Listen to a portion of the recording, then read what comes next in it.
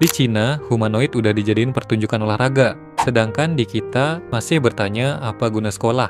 Parahnya di sosmed pun nggak jauh beda. Semakin hari, orang-orang semakin gampang marah, gampang nyerang, dan debatnya sering nggak nyambung dari topik yang dibahas sejak awal. Nah, hal ini bisa terjadi bukan karena kita semakin bodoh, yaitu benar juga sih, tapi lebih karena otak kita sedang dibajak oleh apa yang disebut sebagai logical fallacy, atau kegagalan dalam berlogika.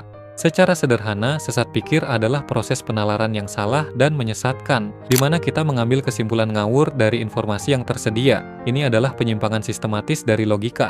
Maksudnya, ini nggak cuma salah tebak sekali, tapi sering diulangi tanpa kita sadari. Dalam buku Thinking Fast and Slow dijelasin bahwa otak manusia punya dua sistem berbeda. Sistem pertama kerjanya cepat tapi emosional, dan sistem kedua kerjanya lambat tapi logis. Nah, untuk mengakses sistem satu itu gampang, karena kita nggak perlu mikir dan cukup pakai emosi aja. Sedangkan sistem kedua itu susah dan nggak banyak orang yang mau capek menggunakan otaknya. Makanya kalau kita lihat argumen mereka itu terkesan asal bunyi. Dan inilah yang sering terjadi di sosial media kita saat ini. Nah, dalam buku The Art of Thinking Clearly, sebenarnya ada 99 jenis sesat pikir. Tapi di video kali ini kita akan bahas beberapa di antaranya yang paling sering ditemui. Mari kita mulai dari yang pertama. Ad hominem. Ad hominem adalah teknik yang digunakan untuk menyerang pribadi lawan, bukan menyerang argumennya. Biasanya digunakan ketika seseorang malas mikir atau kalah dalam perdebatan. Misalnya, ada orang yang kritik soal ekonomi negara, terus dibalas sama orang lain kalau bangun ekonomi keluarga aja nggak bisa, jadi jangan ngomongin ekonomi negara. Padahal terlepas dari ekonomi pribadinya yang memang lagi susah, tapi pendapatnya soal ekonomi negara belum tentu salah. Contoh lain, misalnya kamu mengkritik ada film yang jelek, terus temenmu langsung merespon dengan, emangnya kamu bisa bikin film?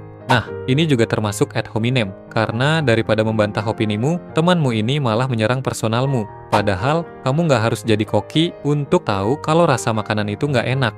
Menyerang personal itu gampang, tapi membedah argumen itu susah. Tapi entah kenapa, yang nyerang itulah yang justru kelihatan menang. Logika kayak gini jelas cacat total. Karena benar atau enggaknya sebuah argumen itu nggak ditentukan oleh siapa yang ngomong. Tapi secara psikologis, cara ini sering berhasil karena otak manusia lebih gampang percaya pada sumber yang terlihat di mata, bukan sama argumen yang bentuknya abstrak. Survivorship bias. Ini adalah sesat pikir di mana kita hanya fokus pada sedikit orang yang berhasil, tapi mengabaikan lebih banyak orang yang gagal. Contoh yang ada studi kasusnya bisa dilihat di dua video ini. Tapi kalau mau contoh lain, kita bisa ambil dari komentar ini. Jadi abang ini berpendapat bahwa kebanyakan orang minum miras itu badannya sehat-sehat aja. Karena dia melihat ada orang berumur 70 tahun yang masih sehat walaupun dari muda udah minum miras. Nah, ini adalah contoh sempurna dari survivorship bias. Karena kebetulan dia hanya melihat orang yang selamat, tapi dia nggak melihat gambaran yang lebih banyak. Karena faktanya, lebih banyak orang minum miras yang kena sakit liver, jantung, atau bahkan meninggal lebih dulu sebelum sempat tua. Tapi hanya karena informasi itu nggak sampai kepadanya, maka dia menganggapnya nggak ada. Selain itu, ada faktor lain yang bisa membuatnya berbeda. Misalnya genetik dan ketahanan tubuhnya yang kebetulan lebih kuat dari orang lain. Jadi kasus semacam ini memang ada, tapi nggak berlaku bagi semua orang juga ya. Confirmation bias. Confirmation bias adalah sesat pikir di mana kita punya kecenderungan untuk mencari dan mempercayai informasi yang mendukung apa yang sudah kita yakini. Ketika kita menemukan fakta yang bertentangan walaupun itu logis, maka otomatis kita akan menolaknya. Misalnya kamu percaya bahwa kesurupan adalah proses seseorang yang dirasuki setan, tapi ketika ada penjelasan logis di baliknya, malah kamu tolak mentah-mentah. Nah, inilah yang juga menjelaskan kenapa berdebat di sosmed itu nggak mungkin selesai. Karena tujuan seseorang bukan untuk mencari kebenaran, melainkan mencari pembenaran. Simpelnya, mereka nggak pengen belajar, mereka cuma pengen menang. Mereka udah punya argumen yang diyakini sejak awal, lalu memaksakan argumen itu harus diterima semua orang. Kalau argumen mereka kalah, mereka akan menggunakan ad hominem sebelumnya. Jadi, kadang berdebat di sosmed itu lebih banyak buang waktunya. Availability bias. Di Amerika, orang menganggap korban meninggal akibat digigit hiu jumlahnya lebih banyak daripada orang kepleset di kamar mandi. Padahal berdasarkan data medis di sana, korban yang meninggal akibat jatuh di kamar mandi jauh lebih banyak. Alasan kenapa mereka bisa mikir gitu bukan karena mereka bodoh, tapi karena berita hiu di sana lebih heboh. Jadi mereka lebih gampang mengingat berita tersebut. Nah, fenomena ini disebut sebagai availability bias, di mana kita punya kecenderungan untuk menilai seberapa mungkin sesuatu akan terjadi hanya berdasarkan seberapa gampang contoh tersebut muncul di kepala.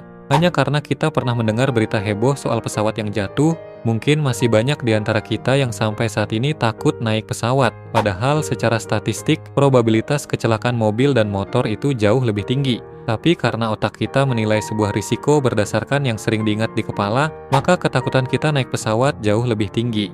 Bias ini menjelaskan bahwa kita lebih sering takut pada sesuatu yang gampang diingat, bukan berdasarkan fakta dan data. False dilemma. Ini adalah sesat pikir di mana seseorang menganggap seolah-olah dunia hanya punya dua warna. Kalau nggak hitam, pasti putih. Kalau kamu kritik pemerintah, pasti anak abah.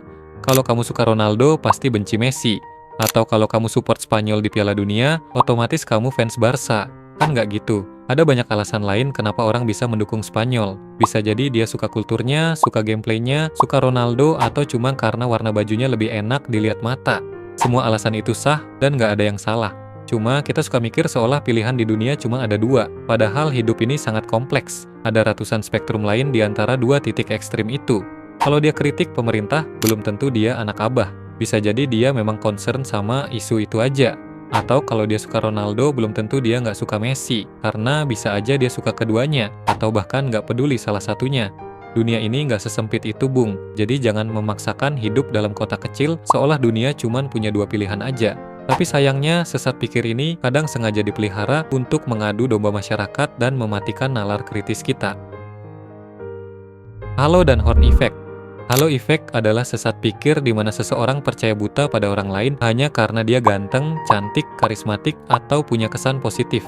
Kita menganggap semua katanya adalah fatwa. Bahkan saat dia blunder pun, justru kita yang sibuk mencari alasan untuk membelanya. Inilah yang terjadi kepada fans fanatik. Ketika idolanya melakukan hal yang salah, para fansnya akan membelanya. Misalnya ada YouTuber tak terkenal yang membahas suatu fenomena, tapi hanya karena thumbnail yang dipakai adalah idolanya, maka si YouTuber tersebut dihujat loh ya. Sebaliknya, ada horn effect. Kalau kita terlanjur benci sama seseorang, mau dia ngomong apapun yang brilian, kita akan menolaknya. Contohnya, kalau ada politikus yang ngelakuin sesuatu yang benar, kita bisa menganggapnya sebagai pencitraan. Tapi giliran dia dapat masalah, kita menuntut dia untuk dihukum seberat-beratnya. Jadi kesimpulannya, halo effect adalah kepercayaan buta, sedangkan horn effect adalah kebencian buta. Dan keduanya sama-sama salah. Bandwagon fallacy. Bandwagon fallacy adalah sesat pikir di mana kita menganggap sesuatu itu benar hanya karena banyak orang yang percaya. Padahal benar salahnya sesuatu gak ditentukan dari seberapa banyak jumlahnya. Ribuan tahun lalu, manusia percaya bahwa bumi itu diem karena matahari yang muterin kita. Tapi Galileo membantah karena katanya justru bumilah yang muterin matahari. Hasilnya dia diadili dan dijadiin tahanan sampai mati. Bukan karena dia salah, tapi karena dia berbeda dengan mayoritas orang lainnya. Nah, bias kognitif inilah yang sering kita lihat di sosial media. Kalau ada sesuatu yang rame, semua orang jadi ikutan suka. Kalau banyak orang yang marah, tiba-tiba semua orang juga ikutan membencinya. Padahal mungkin mereka juga nggak tahu itu apa. Saking nggak punya pendiriannya, kita sering meminjam emosi orang lain hanya agar merasa aman dan menjadi bagian dari mayoritas orang. Ini bisa terjadi karena secara biologis kita punya bias komunal, di mana kita takut berbeda dan ditinggal oleh kelompok, sehingga kita cenderung mengikuti mayoritas orang tanpa bertanya. Menjadikan suara mayoritas sebagai tolak ukur kebenaran adalah cacat logika yang fatal. Hanya karena banyak orang yang merokok sambil naik motor, bukan berarti itu benar, karena kesalahan tetaplah kesalahan, meskipun itu dilakukan jutaan orang. Cherry picking. Mungkin kamu pernah ngeliat ada iklan sebuah produk yang nampilin testimoni. Katanya, produk ini bisa ningkatin energi. Testimoni ini nggak salah, tapi datanya dimanipulasi. Sebenarnya mereka punya 10 komentar. Yang bilang gitu cuma 2, sedangkan 8 lainnya bilang enggak. Tapi yang mereka tampilin cuma 2 komentar positif itu aja. Nah, pola ini namanya cherry picking, di mana seseorang sengaja memilih data, contoh, atau bukti yang mendukung satu kesimpulan. Tapi mereka ngabaikan data lain yang bertentangan dengan kesimpulan itu. Analoginya sederhana, cherry picking itu kayak kamu nunjukin rapor sekolah cuma di mata pelajaran yang nilainya 95. Tapi, kamu nyembunyiin nilai matematikamu yang cuma 2. Sehingga di mata orang lain kamu terlihat pintar, padahal kamu nggak nunjukin semua datanya. Framing effect. Kalau disuruh milih makanan yang 90% bebas lemak atau yang mengandung 10% lemak, kira-kira kamu pilih yang mana? mayoritas orang akan milih opsi pertama. Padahal faktanya sama aja, karena 90% bebas lemak dan 10% mengandung lemak itu nggak ada bedanya. Yang beda cuma framing atau penyampaiannya. Nah, inilah yang disebut sebagai framing effect, di mana kita punya kecenderungan buat mengambil keputusan berbeda terhadap informasi yang secara fakta sama persis. Teknik ini sering digunakan media atau politikus untuk membingkai suatu narasi. Tujuannya untuk menyetir opini publik tanpa harus berbohong soal data. Dan ini nggak salah ya, cuman kitanya aja yang harus lebih pinter. Tapi sayangnya, nggak semua orang mau repot belajar. Karena kata Zip, Bill Gates yang nggak tamat pun bisa sukses juga. Hasty generalization. Hasty generalization adalah sesat pikir di mana kita sering menarik kesimpulan umum dari sampel yang terlalu kecil. Terus kita menganggap sampel itu juga mewakili kelompok lain. Misalnya, kamu baru pertama kali makan di restoran Padang, tapi kebetulan di hari itu pelayanannya sangat lambat. Terus kamu marah dan langsung nyimpulin bahwa semua restoran Padang itu pelayanannya pasti lambat. Padahal satu restoran Padang yang kamu datangi nggak mewakili rumah makan lain, karena bisa aja setiap restoran punya servis yang berbeda. Jadi, jangan pernah menjadikan sampel kecil untuk menghakimi kelompok yang lebih besar. Karena satu atau dua kejadian itu bukan data riset, melainkan hanya pengalaman pribadi yang sifatnya kebetulan. Sebenarnya otak manusia memang suka mencari pola, tapi masalahnya kita sering mengambil kesimpulan besar dari sampel yang sangat kecil.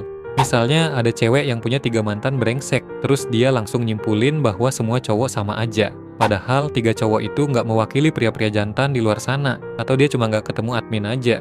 Dia kebetulan ketemu cowok nggak bener, lalu ngasih stigma bahwa semua cowok lain akan berperilaku sama. Padahal kan nggak gitu. Dalam ilmu statistik, masalah ini berhubungan langsung dengan konsep ukuran sampel. Semakin kecil jumlah data yang diobservasi, maka semakin besar hasilnya nggak tepat sasaran.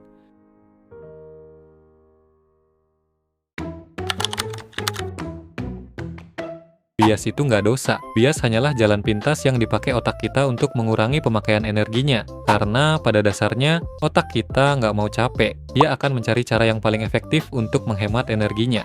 Tapi kalau ini terus dibiarin, maka bisa bahaya. Karena lambat laun, kita jadi nggak terbiasa menggunakan otak sebagaimana mestinya. Yang harus dipahami adalah, kebenaran nggak selalu datang dari orang yang kita suka. Dan kebodohan nggak selalu keluar dari orang yang kita benci. Kalau hidup ini terus disetir oleh bias, maka kita nggak sedang membangun peradaban, tapi kita cuma membuat kubu-kubuan. Dan kadang, perubahan itu nggak selalu dimulai dari memperbaiki orang lain, tapi perubahan juga bisa dimulai dari diri sendiri. Sekian video kali ini, dan semoga bermanfaat.